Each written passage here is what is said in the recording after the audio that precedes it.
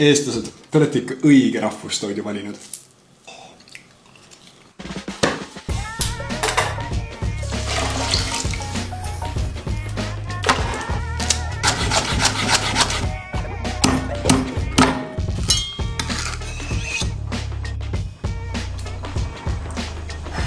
Alustame klassikaliselt, keedame kartulid ja tambime püreeks.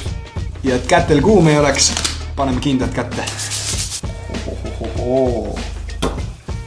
Siin retseptis on just oluline, et me saaks nad eriti siidiseks, et siia jääks tükke sisse. Järgmisena natuke jahu, tärklist ja segame valmis taignaks. Vaatame, kas ta tuleb lõpuks ilus taigna kujuga ka. Vot selline võiks ta lõpuks välja näha. Nüüd rullime taigna kokku ja lõikame sellest väiksed padjakesed. Golden hour. Fritime need mõnusalt krõbedaks ja kuldpruuniks. Ma arvan, et need on kõige õhulisemad kartulipallid, mida sa söönud oled. Keskmisel kuumusel 3-4 minutit ja siis hästi kuumas õlis 30 sekundit, et nad saaksid selle kuldpruuni kesta. Vaadake, kui ägedalt nad siia pinnale tõusevad, nad lähevad õhku täis. Viimased 30 sekki, go for it! Krõbeduse test.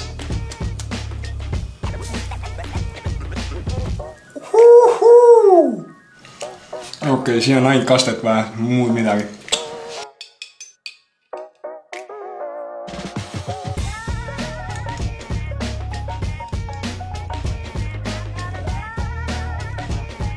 Natukene murulauku peale. Ja mõelda vaid, et see kõik valmis lihtsalt kartulist.